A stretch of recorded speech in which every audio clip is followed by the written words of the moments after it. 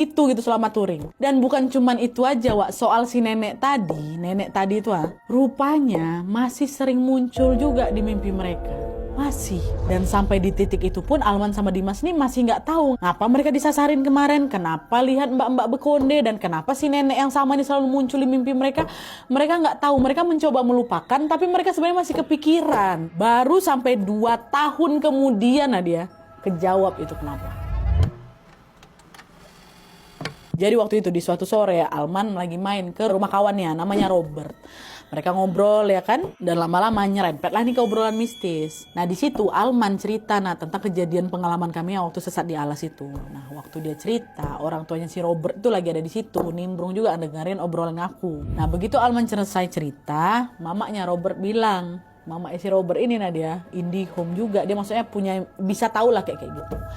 Mas, jalur yang kalian lewatin itu memang dijaga. Kalau orang luar masuk tanpa izin, biasanya diputarin, terus sampai nggak bisa keluar loh mas. Tapi kalian dilepas, soalnya kalian ada yang ngejagain.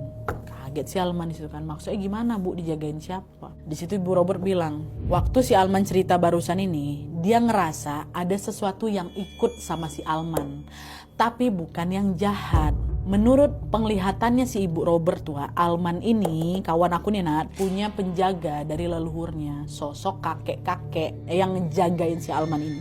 Bingung si Alman kan, kok beda, yang muncul di mimpi kami kan nenek-nenek bu katanya.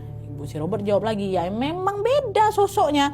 Kakek-kakek itu penjaga dari leluhur kau. Nah nenek-nenek yang datang ke kalian itu penghuninya, salah satu penghuni alas Roban tuh. Masih menurut ibunya Robert, Wak, Dimas sama si Alman itu diganggu gegara energi penjaga si kakek-kakek Alman ini bentrok sama penghuni yang ada di alas. Sosok-sosok di alas marah, Wak, nggak suka dia nengok si yang ngikutin si Alman ini, yang ngejagain si Alman ini, maka yang mereka disesatkan di situ. Kalian masih beruntung loh dek, kata mama si Robert, masih beruntung kalian nggak sampai terluka fisik dan kalian masih bisa balik ke dunia manusia. Dari dengar itu nanti waktu aku diceritain sama si Alman, udah nggak mau lagi aku ambil rute yang serandom itu.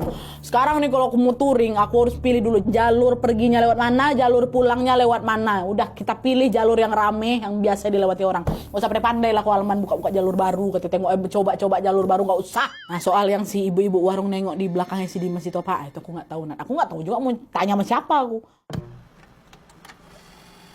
Oke, jadi itu tadi kisah Dimas dan Alman yang tersesat di alas ini, Wak. Dari kejadian mereka kita bisa belajar satu hal penting ya. Perjalanan itu bukan cuma soal sampai tujuan, tapi juga soal gimana kita menghargai tempat-tempat yang kita lewati.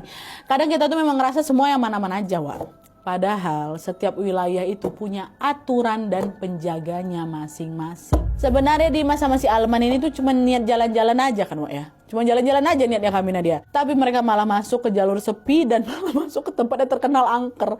Untung masih terlindungi mereka ini dan masih bisa pulang. Dan masih bisa cerita juga ke kita tentunya. Soalnya kan banyak juga kan orang-orang di luar sana yang tidak seberuntung Dimas sama si Alman.